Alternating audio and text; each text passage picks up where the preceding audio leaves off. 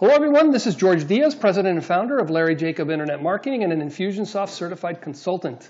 I'm bringing you another episode of Defining Business Success, and this week my guest is Melodie Moore. Melodie, thank you for joining me. Thank you for having me. Great. So Melodie and I go back a little over a year. We've met through some different conferences. We're both membership site builders. We're both big fans of Memberium, am I correct? Fangirl right here. Right. So we are, as a matter of fact, Melodie was the first person to ever get Memberium certified. I was the second, so I guess we share. I remember you emailing me about that and being like, why did you do it before me? Yeah, so she filled it out before me. So we have a lot in common. We provide people with a lot of services related to building online marketing solutions, marketing automation with Infusionsoft. But that's not why we're here today. Melodie was taking a survey probably about like over a month ago about what motivates an entrepreneur. And being that I know Melodie, I go, let me fill this out. And so it was a nice questionnaire to fill out. And of course, me being the data reverse engineer person I am, I'm going, okay, I got to call Melodie and see what the heck she was trying to accomplish. And that's kind of what led to this. What is it that motivates us entrepreneurs? Many of us, everybody thinks we're totally insane, and why are we doing what we're doing? But what is it that makes us tick? So before we do that, Melodie, just tell people a little bit about yourself, how you got into your business and who you are. Well, I was building websites for a long time, but realized that it wasn't really a scalable service. And we found Infusionsoft, and I love the way that you can take an idea. It's almost like Minecraft for business, if anyone's familiar with Minecraft, where you get to build things and create systems. So right now, our focus is on membership sites, but we specialize a great deal in systematizing the back end of businesses, where a lot of business owners will come to us with chaotic technology where they're not really sure what's happening with their technology, what plugin's doing this or what service is doing this, and they usually have several services that do the same thing that they're paying for. So we come in and figure out how to simplify and systematize all of that. So you do a little bit of analysis, a little bit of mopping up, recommendations, things like that. I got you. Exactly. So, and then she gets to deal with a little colder weather because she's up in Toronto and I'm down in Miami. So that's another thing we have that's not in common. Okay, Yes. so tell us a little bit about how you got to this survey. What is it that kind of drove you there?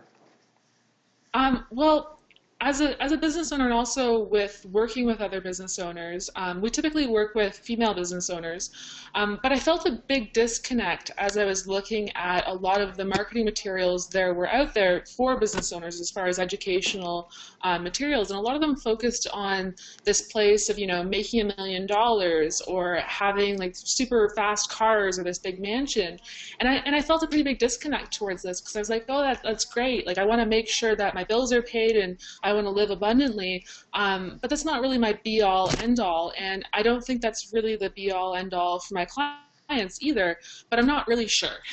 I could be crazy here. I could be the crazy one. So I wanted to create this survey to find out. Okay, and so let me, just to kind of make sure that I'm getting it. So you're going out there and looking at other people's marketing programs, and it seems specifically like for design for business people, yeah. Right. So it's the programs that entrepreneurs are being sold, and it's like here's your path to the 7-figure income, or I'm the millionaire maker, I think is Laura Lagmeyer's thing. And so you're looking at these messages, and they're all very dollars and cents motivated, right? Yeah, and I felt disconnected from it, and it's not to take away from those. I've read right. A lot of them, I've taken a lot of them, and I think they're great. There was just an element that was missing, and I thought maybe it was because I come from a more feminine kind of point of view and perspective, that maybe it's because I'm a woman and I've started a business that this is it, and it's more like that's more of a male-dominated thing, and this is more female. But upon doing the survey, that's not what I found at all. You were thinking that us men were more materialistic, right? That was your assumption. That thought might have crossed my mind. Okay. So you ran this survey, and then so run us through, I guess how you did it, and then what happened. Well, we just did it through SurveyMonkey, and I put it out to my network. So obviously, there's a little bit of a bias that the people that took the survey were mostly internet entrepreneurs in some way or another, where they have businesses that they do run predominantly online. So it could be just within internet entrepreneurs that I found this, but everybody kind of seemed to have the same things tying them all together, that yeah, making money is important and they want to be able to pay their bills and they want to be able to pay their people, but there's something beyond that. They wanted to feel like they were having an impact, they were making a difference. They wanted to be able to choose who they worked with. They didn't want to just have to take any client that came around, and they wanted to be able to choose the people that work with them as far as like employees go.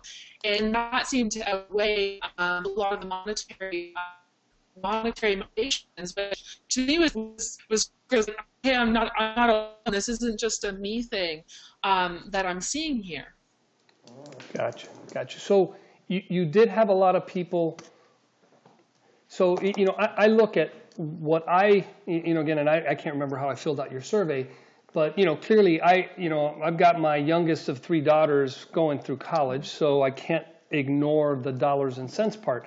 But for me, having the freedom to travel, we were talking about that earlier, it is a big deal. That's just a personal thing. My wife works for the airlines, which makes travel that much easier, but I need flexibility. So, for example, that's something that doesn't play into the the let's make more money sort of idea. What other things did you see kind of motivated people? Freedom was a lot of one of the main ones as well, which I think is kind of like saying flexibility as well. Mm-hmm. That when you're running your own thing, you have the freedom to say, I've worked really hard this week. I think I'm gonna take Friday off. I think this is a good week to take Friday off, and you had a lot more flexibility. And it's kind of like a freedom, flexibility are very, very similar to choose your own path, where a lot of the people, when they were giving the open-ended question feedback, they were saying, when I was working a job, it felt like someone else was controlling my destiny all the time. Whereas now as an entrepreneur, it's both terrifying and incredibly invigorating to say, I'm in the driver's seat here. It's all up to me. And you get to reap some rewards from that. There's definitely cause to say that there's pluses and minuses to being an entrepreneur and pluses and minuses to being an employee. But the people that took the survey that are entrepreneurs loved the fact that they had that freedom, that they really felt like they were in control of their lives beyond kind of putting their lives in their employer's hands, shall we say. Sure. You mentioned something where you said being able to pick your own clients. Yeah. And that's an interesting, can you dig into that a little bit more? It comes down, I know I'm going to speak from my own personal experience here, is that I've developed a set of kind of values and things that I look for in clients of who I know that's going to work well with me and with the team.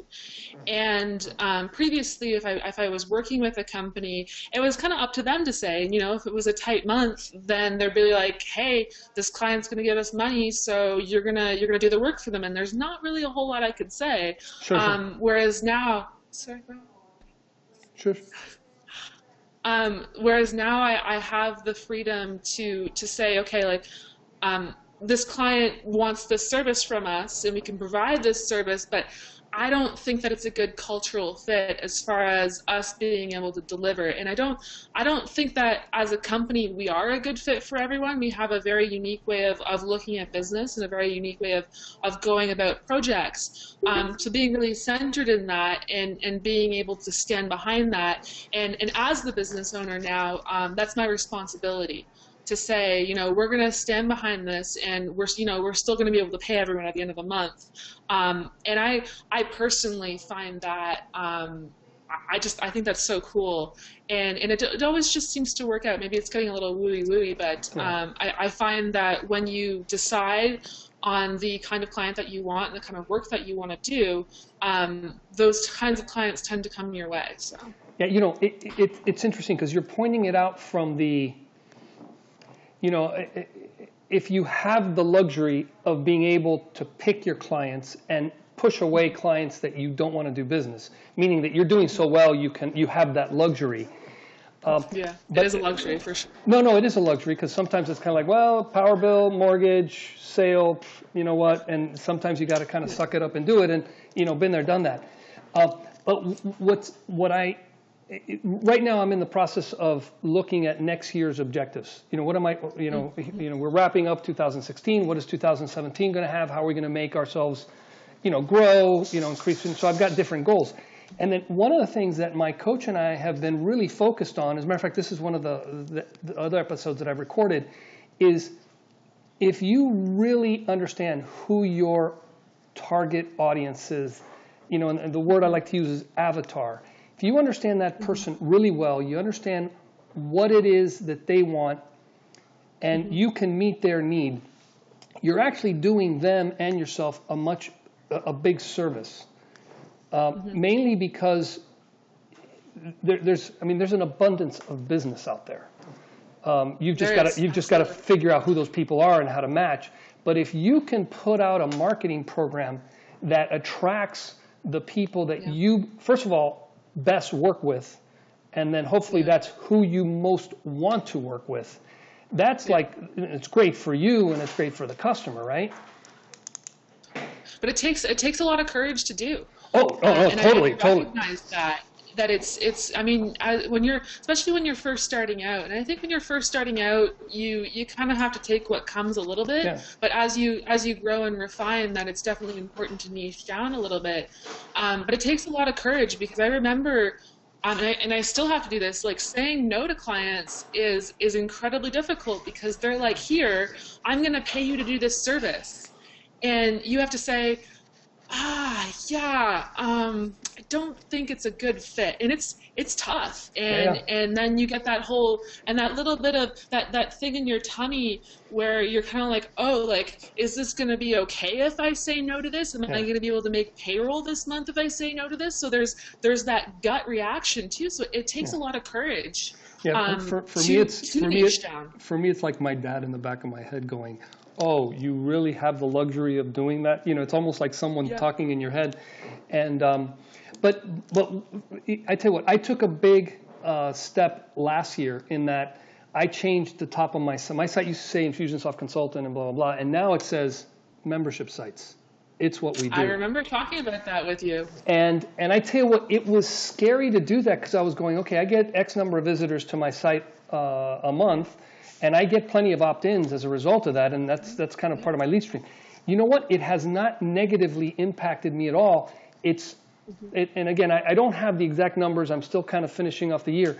But I'm seeing better customers wanting what I do best. And not only that, if we're building membership sites, it's not 100% dependent upon me. There's other things that we do that I'm really good at, but I can't delegate to my team. And by niching that way, it is a luxury, but it's almost like a luxury you want to demand for yourself, because it's the only way you can get out of doing everything and then being bogged down with the details that goes with being an expert on everything. Have you ever worked through this process with a client? Because I find it a challenge to work through it with a client, because there is an emotional attachment for them and a little bit of fear as well. And it's not always with services. Like you and I both work in services, but sometimes with products as well, as when we're going through that. So you're talking about when you're working with them to niche. Yeah. Okay, gotcha. So they've got to overcome this, right? Yeah, and I think it's easy to recognize something in someone else when you've tackled it yourself.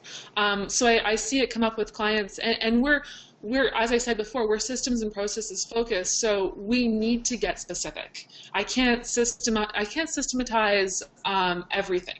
So clients need to kind of focus in on their core offerings. Otherwise, there's no point in us coming in to try and help them, because they're just trying everything, and you can't really systematize everything. Well, and they end up thrashing, right?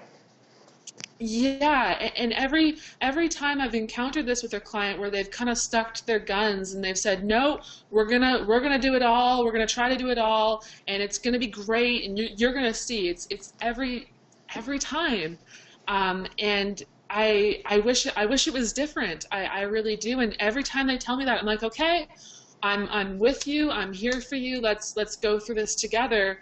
And I haven't seen it work out yet, and it's incredibly sad for me, because I want them so badly to be successful and for it to work. Yeah, and it's interesting because, again, as we try to grow our businesses, and what is it? If flexibility is something we want, Absolutely. becoming niched and becoming good at doing, I'm limited to one thing. We actually do membership sites, and a couple of times I've toyed around with the idea of only doing Memberium sites. And again, we haven't done that. We actually have expertise with a lot of these, and I haven't really seen a huge negative in doing that. But I've had a coach in the past tell me, hey, don't be scared of hyper niching because it only works to your benefit, and it's so counterintuitive. So Especially, and I find that we can know it intellectually. We can know it. Like you can watch the trainings, you can listen to the speaker, and you can be sitting in the audience and be like, yeah, niche down, that's going to be great. But when push comes to shove and you are sitting there and someone's asking you to make a decision on, do we offer 3 products or do we offer 1, that's when the rubber meets the road. And it's not so easy at that point. And that's when courage, I think, really comes up. Yeah, and I tell you what, for example, we do a lot of call center work. And I want to say I do a lot of call center work, and it's a profitable space for us. But when I close one of those deals, in the back of my mind, I'm going, okay, I'm going to have to take time, and again, I'm in charge of sales, marketing, and business relationships for the business. So I go, that's taking time away from my real responsibilities. I sell a smaller membership site, which is, a good one, and I'm going, ka-ching. There's no second guessing. It's kind of like, this is a no-brainer, because once I have the business specifications in place, I toss it over the fence. Danica's my lead, and she figures it out. She'll ask me questions and whatever, but for the most part, it's like, hey, how are we doing on that project? We got it, boss, don't worry about it. And it moves on, and that is the key to me growing my business, becoming more profitable, and then giving me the flexibility that I'm wanting, right? Absolutely. So it's like that next level rather than being, because there's that divide between being self-employed and being a business owner, and it gets kind of gray. Okay, it doesn't get very gray. If you have to provide all of the services, you are basically self-employed. Right. You've got yourself a job. You're more on the business. So yeah, you've made yourself a job. And then you're more on the business owner side because you can toss it over the fronts to Danica, and then she can deliver on that. Right, and I tell you what, it's been a while. I mean, this week we will be 3 years that I am 100%, employed with my business versus working for somebody else. And I can go back 3 years, and it was like I went on vacation. I remember working like every single day, and then being under pressure, and then, I go, this is nuts. To where now, I'm not there yet, but again, you have to be patient. Rome wasn't built in a day, and I do mean Rome because I was in Italy last week. So, well, cool. Hey, Melanie, thank you so much for joining me here. I know a lot of the folks that are listening to us are self-employed. I hope our sharing our struggles and our ambitions, helps them out a bit.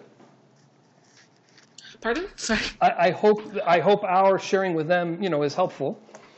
I hope so too. Cool. So if anybody wants to reach out to you, how would they find you? Go on. I have a website. It's businesstechninjas.com. I also have a Facebook group that is just meant to share cool little tech things that are relatable to business owners for different little tech tricks and tips in order to systematize and just make business owners' lives easier. Great. So when we post this, I'll make sure to kind of reference that so people can find you. And I really appreciate you breaking time out of your busy day to join me. Thank you for having me. Great. Well, have a good one. You too.